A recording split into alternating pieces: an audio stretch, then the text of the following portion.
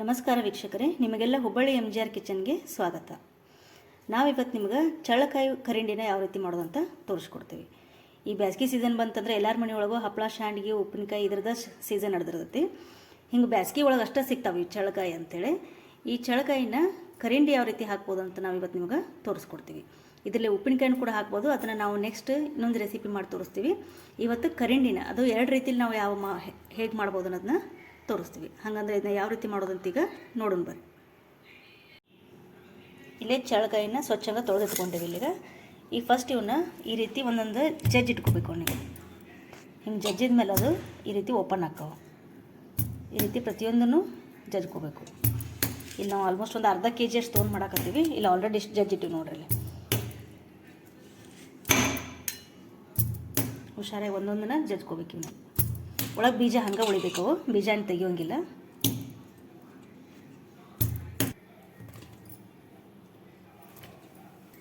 ಈಗ ಇದಕ್ಕೆ ಒಂದು 2 ಸ್ಪೂನಷ್ಟು ಉಪ್ಪು ಹಾಕ್ಕೊಂಡು ಚೆನ್ನಾಗಿ ಕಲಸಿಟ್ಕೋಬೇಕು. ಇದನ್ನು ಅಂದರೆ ಕಾಯಿ ಎಲ್ಲ ಉಪ್ಪು ಇಟ್ಕೋಬೇಕಾಗತೈತಿ. ಕಲಿಸಿ ಒಂದು 10 ನಿಮಿಷ ಬಿಟ್ಟರೆ ಸಾಕು. ಇದನ್ನು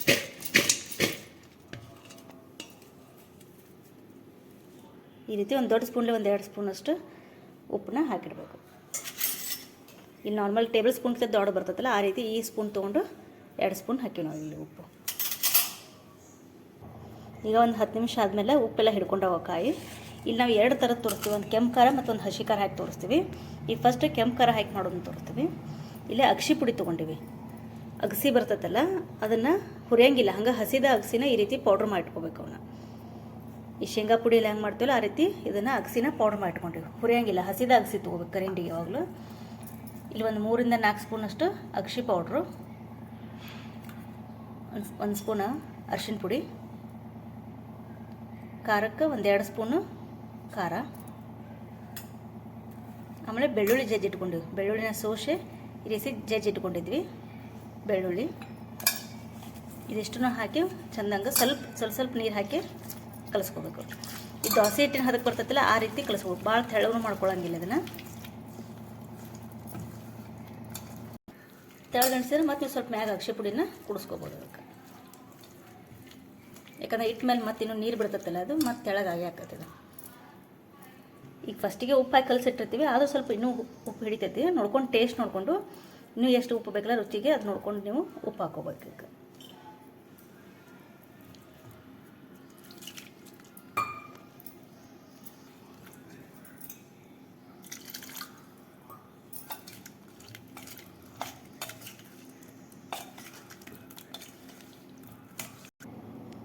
ಇದು ಕೆಂಪು ಖಾರ ಹಾಕಿದ್ರೆ ರೆಡಿ ಆಗೈತಿ. ನೆಕ್ಸ್ಟ್ ಈಗ ಹಸಿ ಖಾರ ಹಾಕಿ ಮಾಡೋದು. ಈಗ ನೆಕ್ಸ್ಟ್ ಇನ್ನೊಂದು ಸ್ವಲ್ಪ ಚಳ್ಳಗಾಯಿ ತೊಗೊಂಡ್ವಿ, ಉಪ್ಪು ಕಲಸಿಟ್ಟಿದ್ದು. ಸೇಮ್ ಇದಕ್ಕೂ ಅಷ್ಟೇ ಅಗಸಿ ಪುಡಿ. ಗ್ರೇವಿ ನಿಮ್ಗೆ ಅದು ಚರಟ ಜಾಸ್ತಿ ಬೇಕಂದ್ರೆ ಅಗಸಿ ಪುಡಿನ ಜಾಸ್ತಿ ಹಾಕ್ಕೋಬೇಕು. ಅಗಸಿ ಪುಡಿ, ಅಗಸಿ ಅಂದರೆ ಈ ರೀತಿಯಾಗಿ ಬರ್ತಾವೆ ನೋಡ್ರಿ. ಇವನ್ನ ಹಸಿದನ್ನು ಪುಡಿ ಮಾಡ್ಕೋಬೇಕು. ನೆಕ್ಸ್ಟು 1 ಸ್ಪೂನು ಅರಿಶಿನ ಪುಡಿ, ಬೆಳ್ಳುಳ್ಳಿ ನಿಮಗೆ ಜಾಸ್ತಿ ತಿಂತಿದ್ರೆ ಜಾಸ್ತಿ ಹಾಕ್ಕೋಬೋದು. ಆಮೇಲೆ ರುಚಿಗೆ ಸ್ವಲ್ಪ ಉಪ್ಪು, ಟೇಸ್ಟ್ ನೋಡಿಕೊಂಡು ಉಪ್ಪು ಹಾಕ್ಕೋಬೇಕು. ಇಲ್ಲಿ ಮೇನ್ ಇದಕ್ಕೆ ನಾವು ಕೆಂಪು ಖಾರದ ಬದಲಿ ಮಾಡ್ತೀವಿ, ಹಸಿಮೆಣ್ಸಿನ್ಕಾಯಿ ಪೇಸ್ಟ್ ಹಾಕೋತೀವಿ.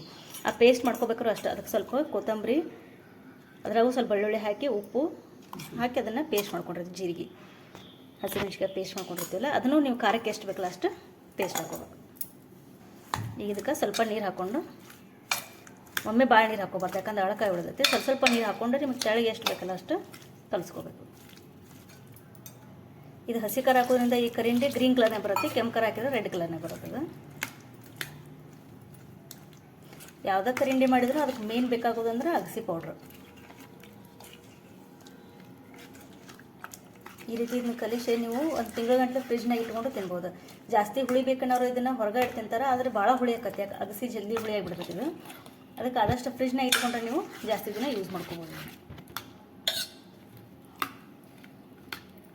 ಈ ಚಳ್ಳಕಾಯಿ ಉಪ್ಪಿನಕಾಯಿನ ಹಾಕಿ ತಿನ್ನೋಕ್ಕಾಗೋದಿಲ್ಲ, 1 ಡೇ ಬೇಕು. ಯಾಕಂದ್ರೆ ಸ್ವಲ್ಪ ಅದು ಎಲ್ಲ ರಸ ಹಿಡ್ಕೊಂಡು ಮೆತ್ತಗಾಗಬೇಕು ಅವು ಕಾಯಿ, ಅಂದರೆ ಇನ್ನೂ ಟೇಸ್ಟ್ ಅನ್ನಿಸ್ತಾವೆ.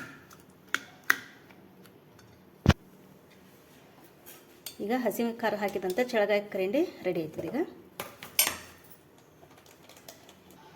ಈಗ ಈಗ 2 ಥರದ್ದು ಚಳಕಾಯಿ ಕರಿಂಡಿ ರೆಡಿ ಆಗೈತಿ. ಈ ರೀತಿಯಾಗಿ ಒಮ್ಮೆ ನೀವು ಚಳಕಾಯಿ ಕರಿಂಡಿನ ಟ್ರೈ ಮಾಡಿ ನೋಡಿರಿ. ನಮ್ಮ ರೆಸಿಪಿ ನಿಮಗೆ ಇಷ್ಟ ಆಗಿದ್ರೆ ಲೈಕ್ ಮಾಡಿರಿ, ಶೇರ್ ಮಾಡಿರಿ ಹಾಗೂ ನಮ್ಮ ಚಾನಲ್ನ ಸಬ್ಸ್ಕ್ರೈಬ್ ಮಾಡಿರಿ. Thank you.